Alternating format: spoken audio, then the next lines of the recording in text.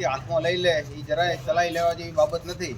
પણ એક વસ્તુ હાથે હાથે એ પણ જોવામાં આવે છે કે તમારી લોકોની આટલી બધી ઇમ્યુનિટી છે, છતાં કોઈ માણસ આટલી હિંમત કરે છે, તો એનો મતલબ એ છે કે તમારામાં થોડી ઘણી કચાશ છે કે ભાઈ એ લોકોને એવું છે કે ભાઈ આ લોકો બધા ભેગા નહીં થાય, બરાબર? તો જ એટલી હિંમત કરી ન કરે એટલો વ્યક્તિ એટલી હિંમત કરી છે ને કે બે વિછિયા તાલુકોમાં કે કોળી સમાજની મેજોરિટી હોય અને છતાં જો કોઈ વ્યક્તિ કોળી સમાજ ઉપર પેલું આંગળી ઉપાડી જાય અથવા હાથે હથિયાર ઉપાડી જાય તો એને એ વસ્તુનો ડર એને એવું છે કે બે આ લોકો એકઠા થવાના નથી. પણ હવે થઈ ગયા છે બસ એટલે તમારામાં એકતા ટૂંકમાં હોવી જોઈએ, એટલે સામેલા માણસને ઉલટો ડર લાગવો જોઈએ. એટલે તમારામાં ભરોસો છે ને એટલે મેં કાંઈ નથી કરતા. હા બરાબર છે. જો આપણે કાયદો હાથમાં લેવાની વાત નથી, પણ એને એટલો ડર તો હોવો જોઈએ કે બે આ ગમે ત્યારે કાયદો હાથમાં લઈ લેશે એમ. કારણ કે જો એના ડર ન લાગતો થાય એવા થઈએ ને તો ગામ વચ્ચે રહી આ એક સિદ્ધાંત છે. જે માણસ થાય આપણે હાથમાં લેશે ભાઈ. ના મારી કહેવાનું મારું એવું નથી, પણ ટૂંકમાં તમારી એકતા એટલી હોવી જોઈએ, એને ડર લાગવો જોઈએ કોઈ વ્યક્તિને કે ભાઈ આવી રીતે એકલ દોકલ વ્યક્તિ ઉપર હાથ ઉપાડવાનો વિચાર કરે. અમારા સમાજને તમારી ઉપર ભરોસો છે, 100% ભરોસો છે એટલે મેં અમારી રીતે પૂરેપૂરો પ્રયત્ન કરજો. અમારે નહીં મેળવેલા લેશે. ના સાચી વાત છે. અમારે કોઈને હે ને કોઈની ભાઈબંધી નથી, કોઈની દુશ્મની નથી, પણ અમારી મર્યાદા એ છે કે અમે કાયદાની રીતે ચાલીશું.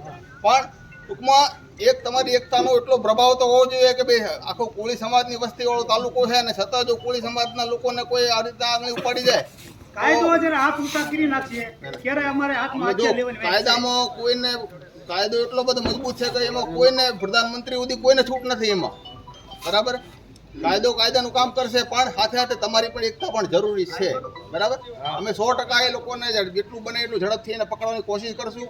સાથે સાથે તમે કોઈ વ્યક્તિ એવું હોય ને તો તમે મને ગુપ્ત રીતે માહિતી આપો કે આ વ્યક્તિ આવું પ્રવૃત્તિ કરે છે, તો આપણે એડવાન્સમાં પગલાં લઈએ. એવું નથી કે ભાઈ આપણે કાયદામાં એવી જોગવું નહીં, કાયદામાં એવી પણ જોગવાઈ છે કે કોઈ આવી વ્યક્તિ વ્યાજખોરનું કરતું હોય, હવે જેને કહેવાય ને કે ધાક ધમકી આપીને કોઈને નુકસાન પહોંચવાની કોશિશ, તો એને હદ પાર કરવા આવતીની જોગવાઈ છે, બરાબર? તો અમે એવા વ્યક્તિઓને તમારે અમને બધી વસ્તુ એવું ખ્યાલ ન હોય કે ભાઈ કોણ ક્યાં, પણ તમે છો, તમે થોડી ખાનગી માહિતી આપો. ખાનગી એવું લાગે તો રૂબરૂ મરીને અમને માહિતી આપો. ભલે તમે એવું લાગે કે તમને અરજીની બીક લાગતી હોય કે અમારું નામ જાહેર કરી દે છે, બરાબર?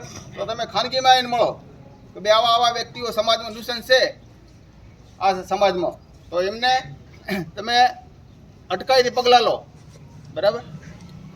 એટલે તમારો સહકાર પણ જરૂરી છે. અમે જેટલું બનશે એટલું ઝડપથી જ આ લોકોને ગિરફ્તાર થાય એવી કોશિશ કરશું અને એમને કાયદામાં ન્યાયની જે પ્રક્રિયામાં જે કંઈ સજાની જોગવાઈ છે એ સજા મહત્તમ મળે એવી અમે અમારો પૂરો પ્રયત્ન રહેશે. માનવ વધનો ગુનો દાખલ